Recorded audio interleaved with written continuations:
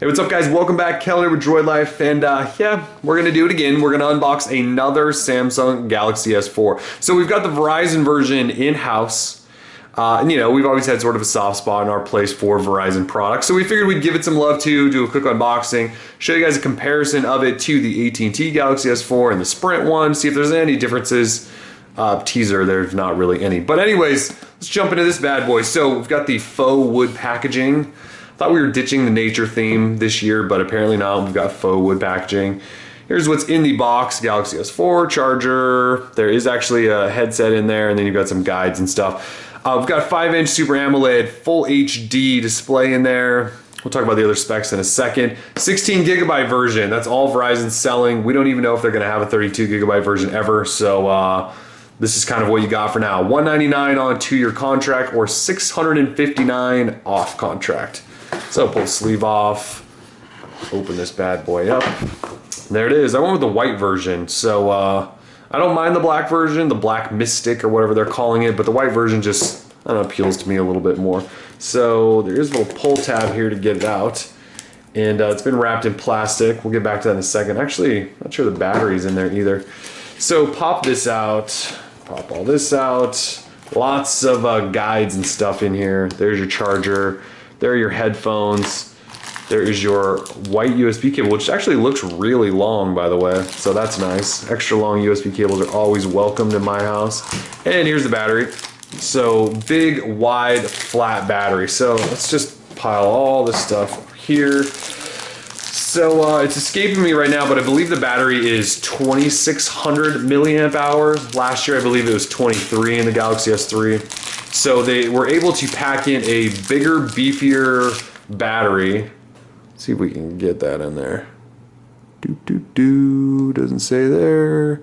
There we go, 2,600 milliamp hour. All right, so bigger, wider battery, more capacity than last year's Galaxy S3, yet it's in a smaller package. So let's see if I can figure out how to get this apart. Screen protector. And this apparently just peels off. Nope, that definitely ripped.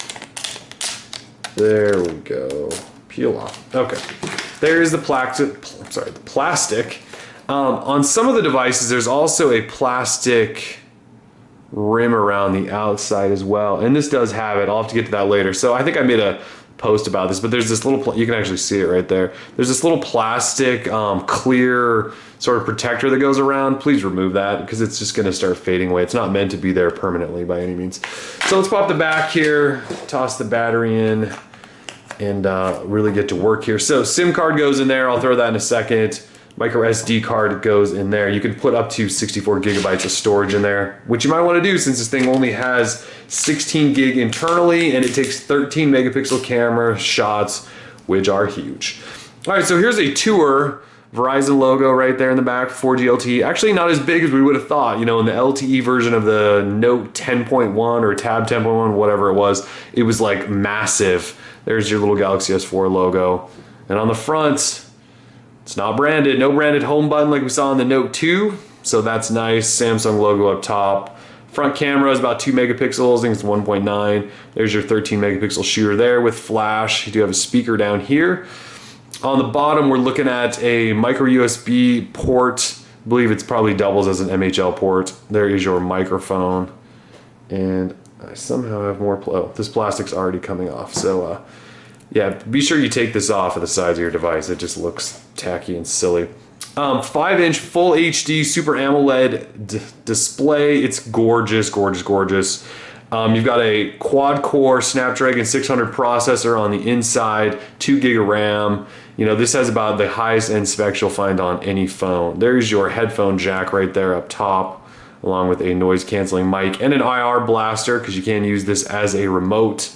You've got a volume rocker over here on the, that would be the left side.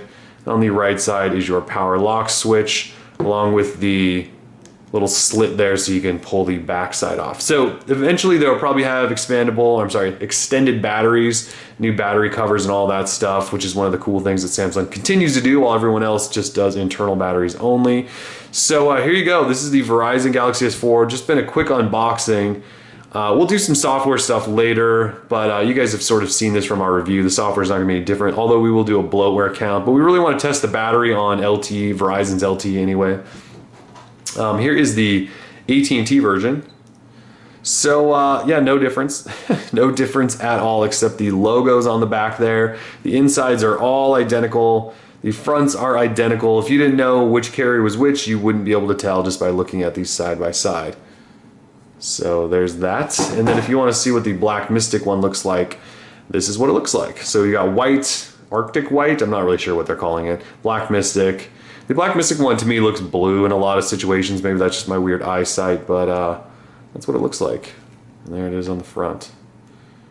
So Galaxy S4, Verizon 4G LTE. It's now available, again, $199 on contract. It's a great phone. We've already reviewed the AT&T and Sprint versions. You really can't go wrong here, especially since we don't know what's going on with the HTC One. So if you need a phone to pick up, definitely consider this thing. I will say this phone feels probably better in hand than almost any phone to date. The HTC One, while I'm using it as my daily driver, I like it, but I don't necessarily like the way it feels in hand all the time. This phone, it's actually smaller package than the Galaxy S3, last year's model. It's actually smaller than that, but it packs in a bigger, more beautiful display, a bigger camera sensor, a better processor, all this stuff, and again, smaller package. It really does feel remarkable in hand. It doesn't feel like a big giant device. It feels really nice. So anyways, more coverage coming. We are Droid Life. Peace.